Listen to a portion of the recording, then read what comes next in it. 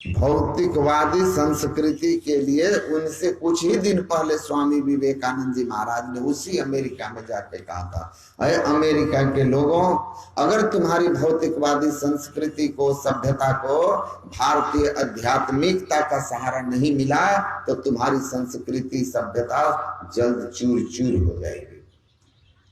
तो राम तीर्थ कहते हैं, और जो हमने दिया कहा, सुनो, जो हमने दिया भारत की अध्यात्म विद्या, उस अध्यात्म विद्या के दान के सामने ये $50,000 क्या है?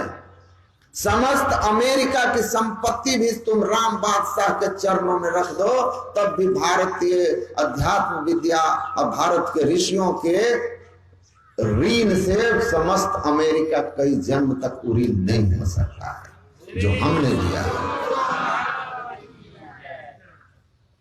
तो संत जो आपको देते हैं, उनके बदले जो हम आप संत को देते हैं, हम लोग जो संत के चरणों में रखते हैं, उनके बदले संत जो देते हैं, 1000 जन्म नहीं, किसी भी जन्म में हम उनके ऋण से उरीन नहीं हो सकते। इसीलिए गुरु महाराज ने कहा, गुरु दयाल दया करी दिए भेद बताई, महा अभागी जीव के दिए भाग जगाए। भाग जगा दिया आपने। हम अभागी थे, आप धनवान हो सकते हो, सम्राट हो सकते हो। आप धरती को कौन कहे किम अन्य ही, काले धुरते ही कल्पांते वैष्णवादि भी। आप ब्रह्मा विष्णु महेश हो सकते हैं, लेकिन बिनु गुरु भाव निधि तरई न कोई, जो बिरंची शंकर सम होई।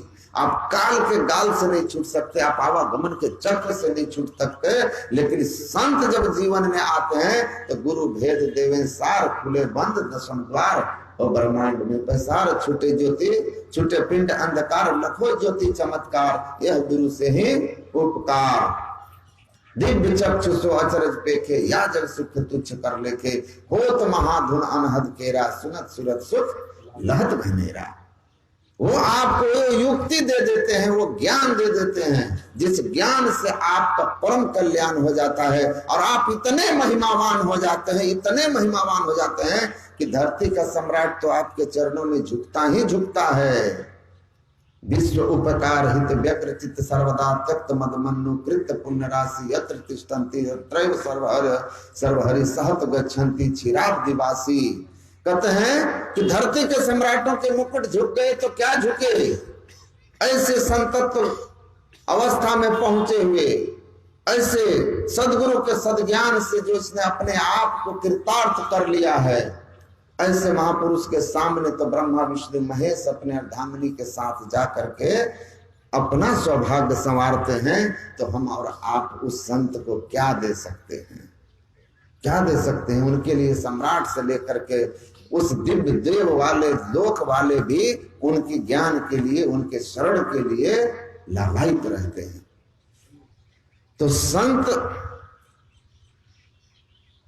मिलते हैं, सद्ज्ञान मिलता है, और जीवन में हमारे दुख संताप जो हैं, उस ज्ञान से तो तत्क्षण सुनते हैं आपके जीवन के तो बहुत सारे ताप ऐसे चले जाएंगे उनके सानिध्य से। यही दरस परस समागमादि पाप राशि नशाइए, कहा ना, तीर्थ कोटि अनहान करे फल दर्शन ही ते पावत। करोड़ों तीर्थ स्नान करने के पुण्य का जो फल है, संत के दर्शन मात्र से चले जाते हैं, ये महिमा है उनकी। तो हमारे जीवन में संत और संत का उपकार, और संत से बढ़ करके कोई हमारे मित्र नहीं, हमारे कोई प्रियजन नहीं, कोई हमारे सुहृद नहीं होते। सबसे बढ़ करके, इतना बढ़ करके कि गुरु महाराज ने कहा, गुरु किससे होते हैं? संत सदगुरु कैसे होते हैं? पितहु ते अधिक मातहु ते अधिक, चोह करे पितहु ते अधिक भलाई है, और कुल मालिक होते अधिक कृपा धारे, गुरु सम कोई न सहाय है। इसीलिए संस्कृति संताप से कांप रहे, जो इस जन्म मरण रूपी यम जाला, यम के यातना गृह रूपी संसार में फंसकर जो जीव संतप्त हो रहा है, जीवन के संसार के स्वरूप जब उसके सामने आता है, असली रूप आता है, कि ना भय जग काहू को कितनों को अपनों की हो, तब वैसी अवस्था में संत के शरण में आइएगा तो महसूस होगा कि जेठ की तपती दोपहरी में बिना पैर, बिना जूते चप्पल के पैर से चलते हुए जो नीचे और ऊपर से गर्मी और ताप से तप रहे थे, अचानक शीतल मंद बयारों वाली वृक्ष की छाया में बैठ गए और जीवन का कितना सुख लग रहा है। संत मिलते हैं, ऐसी जीवन में अवस्था आती है, तब संत की महिमा हमारे जीवन में पूर्णतः अनुभव में आती है कि ये महापुरुष ही इस संसार की ताप बुझाएं, अगर ये ना हो तो वास्तव में जल मरता संसार। तो मैं कह रहा था कि सारकार का निर्णय करना है आपको। गुरु महाराज कहते हैं कहाँ करोगे सारकार का निर्णय। तो मैं कथा सुना रहा था कि एक दुकानदार पहुंचे स्वामी आनंद जी के सानिध्य में, शोक संतप्त थे, शांति के लिए, आशीर्वाद के लिए। स्वामी जी ने कृपा दृष्टि डाली और पूछा कि क्या बात है। कहा महाराज दुखी हूं। कहा क्या करते हो। कहा महाराज दुकानदारी करता हूं। उन्होंने कहा क्यों करते हो, दुकानदारी क्यों करते हो। कहा महाराज जी पैसा कमाएंगे, पैसा कमाने के लिए करता हूं। तो स्वामी जी कहते हैं पैसा क्यों कमाते हो। तो कहा महाराज कमाएंगे नहीं तो खाएंगे पिएंगे। तो कहा अच्छा तो खाते पीते क्यों हो। सवाल तो है ना, प्रश्न तो आएगा, खाते पीते क्यों हो। तो कहा महाराज ये कौन सा सवाल पूछ रहे हैं, खाएंगे नहीं तो जिएंगे कैसे। तो कहा अच्छा दुकानदारी करते हो पैसा कमाने के लिए, पैसा कमाते हो खाने के लिए, खाते हो जीने के लिए। वाह बड़े ज्ञानी हो जी, सब सवालों के जवाब हैं तुम्हारे पास। अच्छा बेटा आखिरी सवाल है, जीते क्यों हो, जीते क्यों हो, इसका जवाब बता दो। तो चुप हो गया। यही तो असली बात थी, यही तो असली प्रश्न था। चुप हो गया, जीते क्यों हो, मौत। स्वामी जी ने कहा जीवन में दुख क्यों नहीं आएगा। दुखी इसलिए हो क्योंकि इस प्रश्न का उत्तर नहीं जानते। ये मूल प्रश्न है। बड़ा सुंदर, स्वामी जी बड़े विद्वान थे, उनकी पुस्तक है, वहां वो कहते हैं unless and until you find the answer of this question, why you are here on this earth as human, why you are passing your life as human, जब तक आप इस प्रश्न का उत्तर नहीं खोज लेते हो कि तुम क्यों इस दुनिया में जी रहे हो आदमी बन करके, उस प्रश्न के उत्तर खोजे बिना you are not going to be in position state of peace and prosperity। आप शांति और समृद्धि, सुख और शांति की स्थिति में कभी नहीं पहुंच सकते, क्योंकि मूल प्रश्न यही है कि जीते क्यों हो। यही सार है तुम्हारा। इस मानव जीवन का सार कार्य है क्या। दुकानदारी करना, पैसा कमाना, खाना और जिए चले जाना, ये तो टाइम पास हो रहा है आपका। खाओ पियो मौज करो, क्या बोलते हैं, eat drink and B Mary. खाओ पियो, संतान उत्पन्न करो, उनका पालन पोषण करो और इस तरह जीवन यात्रा को समाप्त करके इस दुनिया से चले जाओ। ये तुम्हारा सार कार्य, इसलिए परमात्मा ने आपको मनुष्य बनाकर भेजा। इसका निर्णय कहाँ होगा, इसका निर्णय कर लो। आपकी बुद्धि निर्णय कर ले कि क्यों हम इस जीवन में हैं और मनुष्य शरीर का क्या उत्तम उपयोग है, क्यों परमात्मा ने हमको जन्म दिया है। तो अवसर के लाभ को नहीं उठा पाएंगे। तो कहते हैं सार कार्य का निर्णय करो, ये आपको जानना है और निर्णय यही होगा। कौन निर्णय करेगा? निर्णय किससे होता है? निर्णय बुद्धि से होता है। मन का काम है संकल्प विकल्प करना और बुद्धि का काम है उस संकल्प विकल्प में निर्णय करना। जैसे एक आदमी अपनी बात कहता है, दूसरा पक्ष अपनी बात कहता है, दोनों की बातों को सुन करके जो जज की कुर्सी पर बैठा होता है वो एक डिसीजन करता है कि क्या सही है और फैसला सुना देता है कि ये हुआ, ये मेरा ये निर्णय है। वैसे बुद्धि मन स्वयं में ही कंफ्यूज्ड होता है, कभी ये कभी वो, ये करें कि ये करें, ये करें, अनेक विकल्पों पर मन में तरंगे उठती रहती है। उनमें कौन सही है इसका निर्णय करना बुद्धि का काम है। अब बुद्धि निर्णय करती है कि ये होगा, तो निर्णय बुद्धि करेगी। असार कार्य का निर्णय करना है बुद्धि को, तो बुद्धि सक्षम होगी तब ना सही निर्णय करेगी। जज आप किसको बनाइएगा? जिसको आप जानते हैं समाज में ही किसको आप पंच बनाते हो? जिसके बुद्धि विवेक पर आपको विश्वास है कि ये विवेकवान व्यक्ति हैं, समझदार हैं, सही निर्णय करेंगे। तो बुद्धि जब विवेकवती होगी तभी वो निर्णय सही कर सकेगी। और बुद्धि को विवेक कहाँ मिलेगा? बिनु सत्संग विवेक न होई, बिनु सत्संग विवेक न होई, अर्थात बिना सत्संग के विवेक नहीं होता। सत्संग जाड्यम धियो हरति, सत्संग के लिए कहा कि बुद्धि की जड़ता को हरता है।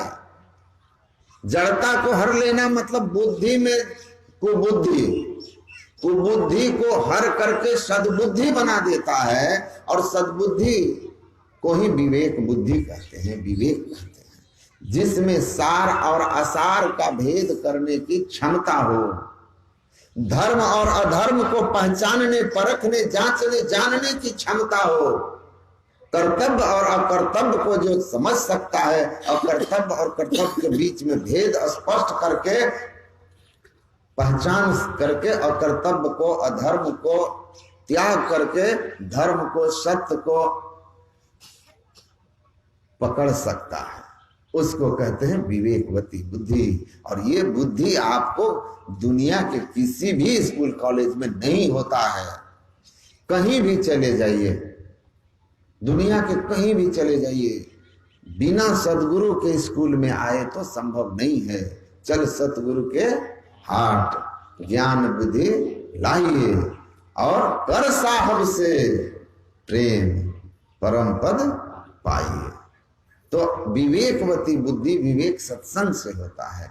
इस विवेक विहीन व्यक्ति अंधा होता है। अंधा होता है। अंधा किस अर्थ में? कि धर्म और अधर्म को नहीं जानता, सत असत को नहीं जानता, कर्तव्य कर्तव्य को नहीं जानता। परिणाम क्या होता है कि दुर्लभ मनुष्य शरीर पाकर जो नहीं करना चाहिए, जो नहीं खाना चाहिए, वो सब कुछ करता है। और उन पाप कर्मों के कारण यह दुर्लभ मानव जीवन उसके हाथ से निकल जाता है। और जिस हेतु परमात्मा ने मनुष्य शरीर दिया उसको हम नहीं जानते। इसीलिए ब्रह्मानंद स्वामी कहते हैं, काशी नहाए, मथुरा नहाए, नहाए हरिद्वार रे, 4 धाम तीर्थ कर आए, मन का नहीं सुधार रे। अब बिनु सत्संग ज्ञान नहीं उपजे, कर ले जतन हजार रे। ब्रह्मानंद खोज गुरु पूरे, उतरो भवजल पारवे। तो कर सत्संग तो निर्णय होगा, करी सत्संग विवेक होगा। जब विवेक होगा तो तय होगा क्या कि करी सत्संग गुरु खोज करिए, कि भाई गुरु खोजो, चुनिए गुरु सच्चा, सच्चे संत के शरण में चलिए। ये निर्णय होगा। और निर्णय होगा कि संत के शरण में चलिए। और संत के शरण में जाएंगे तो जो गुरु महाराज कहते हैं कि सार कार्य क्या है? सार कार्य का निर्णय कर क्या निर्णय करके, क्या निर्णय करे? धर चेतन धारा, चेतन धार को पकड़ना है, ये सार कार्य है। वो कहाँ पकड़ में आएगा? धर चेतन धारा पिंड के पारा दसम द्वारे का। 10वें द्वार में पहुंच करके उस चेतनमयी धार को पकड़ लीजिए, जिस धार का एक छोर 10वें द्वार में है और दूसरा छोर स्वयं परम पिता परमात्मा से लगा हुआ है। तिल परमाने लगा कपाटा, मकर तार जह जीव को बाटा, ऐसा इतना भेद जाने जो कोई, तुलसीदास साथ है सोई। तो ये इस निर्णय को आपकी बुद्धि ये जाने कि जीवन का सार निर्णय यही है। जब कोई पूछे कि why you are here in this world, तो to realise God, attain salvation, परमात्मा अनुभूति के लिए, मोक्ष पाने के लिए यह जीवन मिला है। आत्मानं मोक्षार्थम जगत हिताय च। वेदांत दर्शन में वेद व्यास लिखते हैं कि मानव जीवन आपको इसलिए मिला है कि आप अपने आप को जन्म और मरण के चक्र से मुक्त कर लीजिए, और जब तक इस संसार में रहिए संसार का हित आपके द्वारा होना चाहिए। अर्थात आपसे कोई ऐसे कर्म ना बने जो आपके लिए नरक का मार्ग खोलते हों, आपके कर्म परहित के लिए हों। और आप बाहरी सत्संग यही सिखाता है कि आप अपने में सुधार लाइए, स्वार्थ से ऊपर उठिए, खान पान को पवित्र कीजिए, परम पिता परमात्मा की ओर चलिए। दुख निवृत्ति केवल उधर ही जाके होगी, वही एक रास्ता है। उसी दिशा में चलोगे तो चल करके आपके जीवन में सुख शांति आनंद आने वाला है, आवागमन का नाश होने वाला है। और यही आपका मूल काम है। इस काम के लिए, सहयोग के लिए बाकी संसार के सारे काम है। तो आप संसार में रहिए तो सतजन सेवन करत नित्य सत्संगति करना, बचन अमीय दे ध्यान श्रवण कर चित्त में धरना। तो यह जो ज्ञान है, गुरु महाराज कहते हैं अमृतत्व को प्राप्त कराने वाला। वचन अमीय, अमी मतलब अमृत। जो वाणी आपको अमरता की ओर ले चले, अमरता की ओर ले चले, उसको कहते हैं अमृत वाणी। मुझे गया था ना सभा में बोलने के लिए राजकोट, तो मैं बोलने के लिए मुझे कहा ना, बोलने के लिए दिया तो लोग बोलते हैं ना कि बड़े पुण्यात्मा थे, धर्मात्मा थे, दान किए, पुण्य किए, यज्ञ किए, हवन किए, व्रत किए, तीर्थ किए, नाना प्रकार के सत्कर्म शुभ कर्म किए, भगवान का नाम जपा। परिणाम हुआ कि मरने के बाद वह वैकुंठ धाम चला गया। कोई उठे तो गोलोक धाम, भागवत वाले महाराज जो लोग आएंगे तो सब बात में कहेंगे गोलोक धाम भगवान कृष्ण का नित्य लीला स्थल में चले गए। इधर वैष्णव वाले आएंगे तो सीधा कहेंगे कि आप सीधा वैकुंठ भगवान विष्णु के यहाँ चले गए, मरने के बाद वहां चले गए, सुख में चले गए। सब अपनी अपनी सुनाते हैं।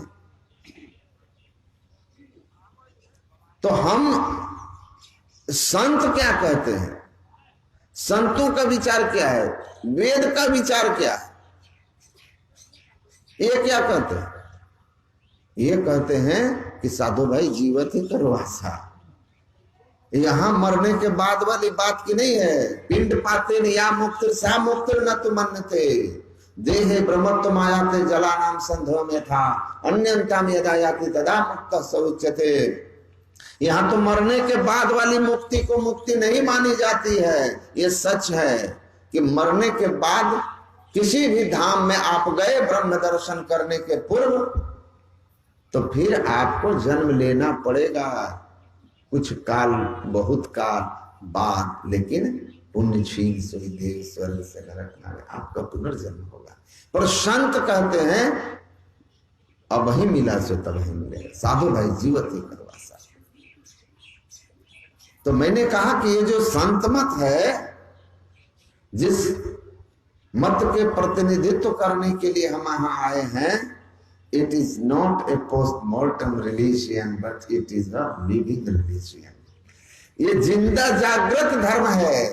पोस्टमार्टम जानते हैं किसका होता है? जिंदा आदमी का कि मुर्दा आदमी का?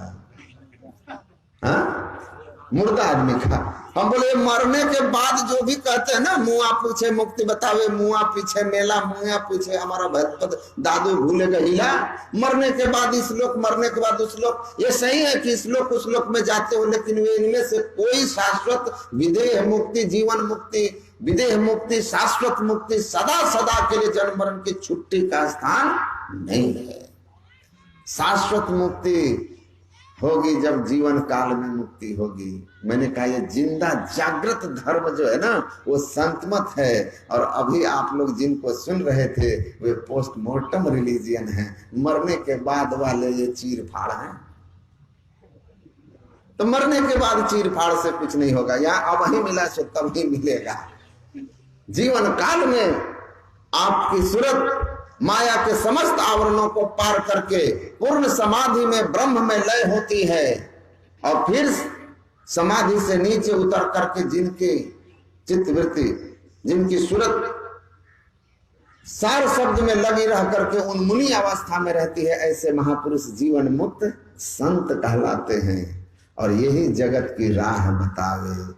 ये आते हैं और उसी राह को बताते हैं, इधर चेतन धारा पिंड के पारा। इसीलिए तो कबीर साहब कहे, मूर्ख जन कोई सार न जाने, सत्संग में अमृत बरसे। अमृत मतलब वो ज्ञान जो आपको अमर करा दे, वो ज्ञान बरसता है। बरखी हैं, दादू दयाल कहे ना, साधु शब्द क्या बरखी हैं, वर्षा करते हैं। शांति जिससे बरवती हो, अमरता जिससे मिलती हो। मृत्यु मां अमृतम गमया, मृत्यु से अमरता की ओर ले जाने वाला संतों का ज्ञान। तो कहते हैं कि वचन अमीय दे ध्यान, श्रवण कर चित्त में धरना। इस अमृत वाणी को जो संत महापुरुषों की है, गुरु महाराज कहते हैं ध्यान से सुन करके इसको अपने चित्त में धारण कीजिएगा। अरे हमारे में ही समझ बोध जे होई, रहने तासम कर लीजिए। और इस ज्ञान के अनुकूल आप अपनी रहनी को बना लीजिए। तो कहते हैं कि चेतन धार को पकड़ लेना ही यह जीवन का सार कार्य है। 10वें द्वार की ओर चलो। वो भेद संत बताते हैं, सदगुरु बताते हैं।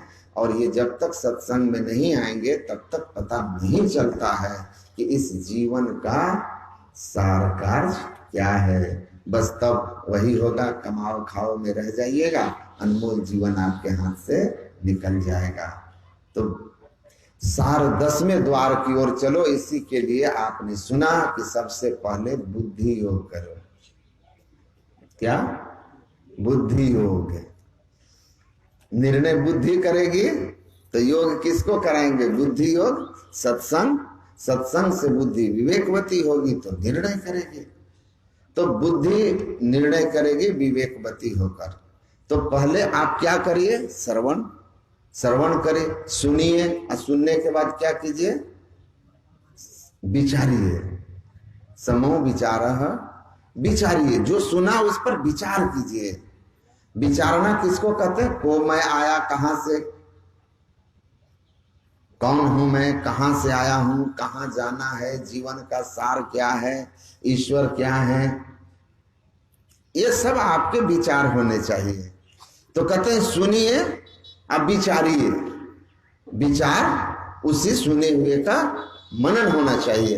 एक युवक था, बहुत दिन से गाय गौशाला में काम करता था और गाय को दूधता था। दूध निकालने का काम था उसका गौशाला में। गई बहुत सारी गायें थी तो दूध निकालने वाली ड्यूटी थी उसकी। तो एक गाय जो थी उसकी सींग इस तरह मुड़ी हुई थी, होता है ना राउंड शेप वाले, टचिंग ईच अदर। तो दोनों सींग एक दूसरे को टच करते थे, इस तरह राउंड शेप घुमा हुआ सींग। तो वो जो लड़का था ना, वो सिंह को देखता था तो वो सोचता था कि मेरा गर्दन इस सिंह के बीच में घुस सकता है क्या।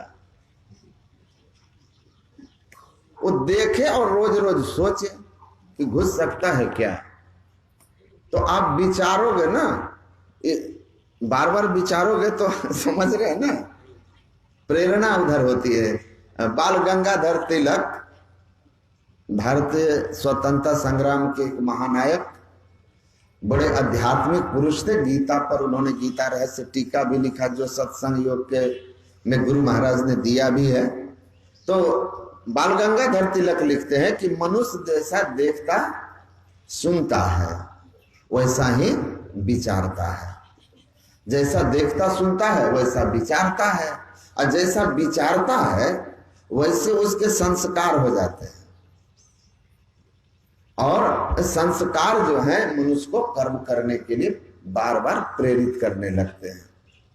अंदर से आवाज, कहते ना अंदर की आवाज आ रही है, वो संस्कारों की आवाज होती है।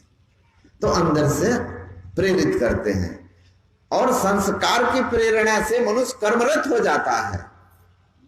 और जैसा कर्म करता है, जो जस करें सो तस फल चखा, वही उसकी पहचान हो जाती है, वही उसकी पहचान हो जाती है। पूज्य स्वामी सुखदेवानंद जी महाराज ने सत्संग ध्यान किया, सत्संग का प्रचार किया, अपने आप को चेताया, अपने आप को धर्म के पथ पर लगाया, ध्यान के पथ पर, और फिर इन्होंने संसार को चेताया। तो इनकी पहचान ऐसे महापुरुष के रूप में है। और आज हम आप उनके पवन पुण्य स्मृति में जमा हो गए हैं। उनके कर्म थे तो देखा सुना, तो कहते हैं जैसा देखते सुनते हो ऐसा विचारते हो, जैसा विचारते हो वैसे आपके संस्कार हो जाते हैं, संस्कार आपको कर्म में प्रवृत्त कर देते हैं। अजामिल बहुत ही सात्विक ब्राह्मण था। एक बार फूल लाने के क्रम में उसने एक वेश्या के साथ में एक शराबी को देखा। उनकी अश्लील हरकतें देख करके उसके अंदर के भाव बदले, उस सुंदर वेश्या का उसको चिंतन होने लगा। और अजामिल उस वेश्या का चिंतन करते करते अपने सात्विक ब्राह्मण संस्कार से पतित होकर के तामसी गुणों से युक्त हुआ। परिणाम हुआ कि अंततः उस वेश्या की आसक्ति ने उसको खींच करके वहां तक पहुंचा दिया, और वो अपने ब्राह्मण धर्म से, सात्विक आचरण और धर्माचरण से पतित हो गया। तो देखने का परिणाम था कि उसका पतन हो गया। सुनने का परिणाम हुआ कि मैं तो ठहर गया, भला तू कब ठहरेगा। और अंगुलीमाल महान बौद्ध भिक्षु हो गया। नारद जी ने कह दिया रत्नाकर को कि ये मार काट जो तुम कर रहे हो इसका फल कौन भोगेगा। सुना, कौन भोगेगा? कहा सब, कहा गो एंड आस्क, जाओ और पूछो। सबसे पूछा, सबने ना कर दिया। लौट के आया और उनके चरणों में गिर गया। सुना तो परिवर्तन हो गया। तो आप जैसा देखते सुनते हो आपके अंदर विचार चलता है, विचार आपके अंदर संस्कार बना देता है, और वो संस्कार आपको कर्म में प्रवृत्त कराकर आपकी पहचान अच्छे और बुरे की उसी से हो जाता है। तो जो जस करें सो तस फल।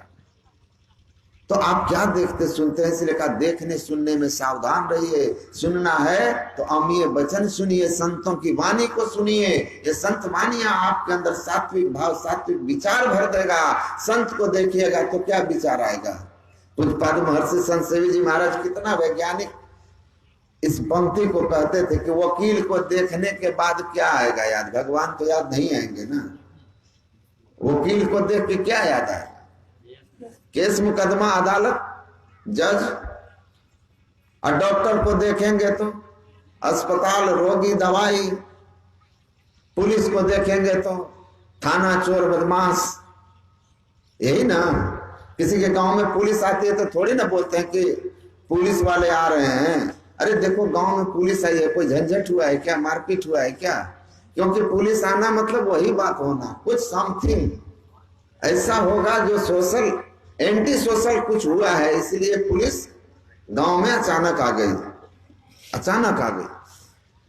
तो उसी तरह आप वो कहते हैं कि जैसा देखोगे वही ना ख्याल आएगा। आप संत महात्मा को देखोगे तो कबीर दर्शन साधु के, साहब आवे याद, लेके में सोई घड़ी बाकी के दिन बाद। तो देखने की, सुनने की बड़ी महिमा है। संत का दर्शन हो, नित प्रति दर्शन हो।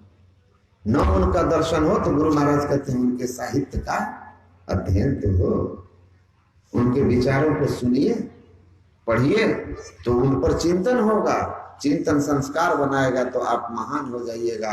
और अगर तो ऐसे चीजों को पढ़िएगा जो आपको कहां से कहां लेके चला जाएगा। बाबा देवी साहब की वाणी में है, मन हमारी अच्छा ठीक है, सूचना आ गई है आप लोगों के लिए कि देखिए कि पूज्यपाद अभी रानीगंज ही पहुंचे हैं और हमारे लिए सूचना है कि वो अभी के मंच पर उनकी उपस्थिति नहीं हो पाएगी। तो मैं अपनी वाणी को अब इस कथा के साथ समाप्त करूंगा कि आप विचार की जो मूल मन जो है वो शक्ति का केंद्र है, वो विचार उसकी किरणें हैं। विचार जब आपके ऊंचे होंगे तो आप ऊंचे हो जाएंगे, अब विचार जब आपके निम्न होंगे तो आप निकृष्ट हो जाएंगे। तो विचार बहुत बड़ी चीज है, बड़ी शक्ति का केंद्र है। तो विचार हमारा कैसे उत्पन्न होता है? जो देखते सुनते हैं उसी पर विचार ना होता है। तो संत को देखेंगे, संत को सुनेंगे तो सत्कर्म आपके अंदर विचार में आएगा तो आप महान हो जाइएगा। तब देखिए वो लड़का क्या कर रहा था, वो रोज रोज सिंह को देखता था और विचारता था कि इसमें मेरा गर्दन घुसेगा कि नहीं घुसेगा। अब वो विचारते विचारते 1.5 वर्ष तक वो विचार करता रहा कि घुसेगा कि नहीं। एक दिन इतना संस्कार बन गया विचार करते करते कि एक दिन उसने अपने गर्दन घुसेड़ दिए। धीरे धीरे गाय बैठी हुई थी, उसमें उसने अपने गर्दन घुसेड़ दिए। गर्दन जब घुसेड़ा तो उसका जैसे गर्दन अंदर गया ना, वो गाय फड़फड़ा करके खड़ी हो गई। और इसका शरीर का वजन जब पड़ा ना तो गाय भागने लगी, नाचने लगी खूंटा पर चारों तरफ, और गर्दन फंस गया। इसका सिंह इतना ही था कि गर्दन किसी तरह घुस गया, अब निकल ही नहीं रही, गाय स्थिर ही नहीं हो रही। अब लगा चिल्लाने, बचाओ बचाओ बचाओ, मर गए मर गए मर गए। बड़ी प्रॉब्लम हो गई। लोग सुने, दौड़ के आए, गाय को पकड़ा, बेचारा तो अधमरा हो गया। गाय को पकड़ा, लोग गाय को पकड़ के बैठाया 5 आदमी, फिर धीरे धीरे गाय के सिंह को पकड़ के स्थिर किया और धीरे धीरे इसके गर्दन को बाहर निकाला। बाहर निकल गया तो लोगों ने कहा कि अरे मूर्ख, तुम जो है कोई भी काम करने के पहले कहा है ना कि बिना विचारे जो करे सो पीछे पछताए, काम बिगाड़े आपनो जग में हो हंसाए। अरे मूर्ख, कोई भी काम करने के पहले अच्छी तरह से विचार लेना चाहिए कि इस कर्म का प्रभाव क्या पड़ेगा। लोक निंदा होगी, लोक बड़ाई होगी, मरने के बाद अधोगति होगी, सदगति होगी, इससे क्या लाभ होगा, क्या हानि होगी, उसके हानि लाभ के पक्ष को विचार के करते हैं। तो तुम जो है इसमें गर्दन घुसा दिया, तुमको सोचना चाहिए, विचारना चाहिए कि इसमें गर्दन फंस सकती है। ताकि सुनिए, हमको आप मूर्ख मत कहिए, हम बेवकूफ नहीं हैं। एक दिन के विचार से नहीं, 1.5 साल तक हम विचार करके तब गर्दन घुसेड़े हैं। तो ये 1.5 साल तक आप क्या विचार किए कि गाय के सिंह में गर्दन घुसेगी कि नहीं, या घुस ही गया तो मरो। तो ये विचार, तो धन हमारा कैसे बढ़ेगा, ये कैसे होगा, वो कैसे होगा, ये विचार आप करते हैं ईमानदारी से तो हम उस पर कोई झगड़ा झंझट नहीं करते हैं। लेकिन दूसरे का धन कैसे हड़प ले, दूसरे को कैसे टांग खींच ले, इसका विचार कर रहे हैं आप। तो अपने लिए क्या कर रहे हैं, नरक का मार्ग प्रशस्त कर रहे हैं। ये कहां से आया हूं, किस लिए मनुष्य जीवन मिला, इस जीवन का क्या उद्देश्य है, ये जन्म मरण का रहस्य क्या है, ये मरने के बाद क्या होता है, ये आत्मा की अमरता, तो आत्मा का स्वरूप क्या है, यह संसार बना है तो इसको बनाने वाला कोई होगा, ये निश्चित बात है। तर्क की कसौटी पर भी कि कोई चीज बनता है, ये मोबाइल है एक रचना है तो किसी ने इसको बनाया है। If it is a beautiful creation there must be a creator, we know it. अगर ये बना है तो कोई बनाने वाला है। Likewise this universe has been manifested, there must be a creator. ये अगर विश्व ब्रह्मांड बना है तो इसका भी कोई बनाने वाला है। तो ऐसे विचार जब आपके होंगे तो इस बनाने वाले की आपके अंदर में खोजने की प्रवृत्ति आएगी, संस्कार प्रेरित करेगा। तो विचार होना चाहिए, को मैं आया कहां से, कित जाना क्या सार, को मैं जमनी को पिता या को कहिए विचार। विचार ऐसे होने चाहिए, मेरे से किसी का बुरा ना हो, सबका भला हो, सर्वे भवन्तु सुखिना, ऐसे भाव और विचार हो।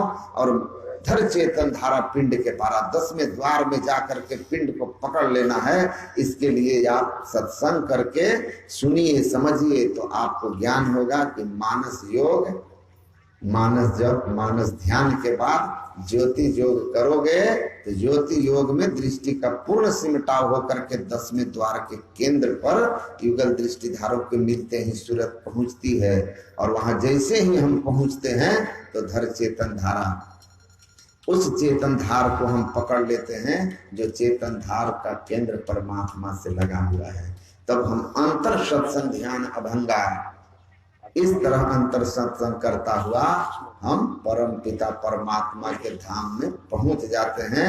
उस जगत प्रसव करता परमात्मा का तत्व ज्ञान हमको आत्म ज्ञान की अवस्था में होती है, आत्म दृष्टि प्राप्त करने की अवस्था में होती है। तो इस तरह संत महापुरुषों के उपकार, उनके ज्ञान, उनकी महिमा, ईश्वर का स्वरूप, उसकी महिमा और उसी को प्राप्त करने के लिए यह मानव जीवन मिला है। उस मूल कर्म की ओर हम चले, मूल लक्ष्य की ओर चले। उस लक्ष्य की ओर चलने के लिए सदाचार का जीवन होना चाहिए और संसार में ईमानदारी से हमारे जो सांसारिक कर्तव्य हैं या संसार के हमारे निर्वाह के रोजगार हैं वो हमारे ईमानदारी से होने चाहिए। तो हम लोक और परलोक दोनों में अपना जय जयकार करा सकते हैं। इत्थ मोदति पेच्छ मोदति और पुण्यकारी उभयत्थ मोदति। कहते हैं यहाँ भी और वहां भी जो सात्विक होते हैं, धार्मिक होते हैं, पुण्यकारी होते हैं, सत्संग ध्यान करने वाले होते हैं, यहाँ और वहां भगवान बुद्ध कहते हैं दोनों जगह वे मोदती मतलब मंगल आनंद से रहते हैं। और जो इच्छ पेचती व्यर्थ पेचती, यहाँ भी दुख और वहां भी दुख, पापकारी व्यर्थ पेचती, जो पाप कर्मों में लगे हुए हैं, संसार में रचे पचे हैं, वो दोनों जगह दुख भोगते हैं। तो हमको सत्संग और ध्यान नियमित करना चाहिए। तो नित्य प्रति सत्संग कर ले प्यारा, तेरा कार सरे सारा। पूज्य पाद को आप लोग थोड़ी देर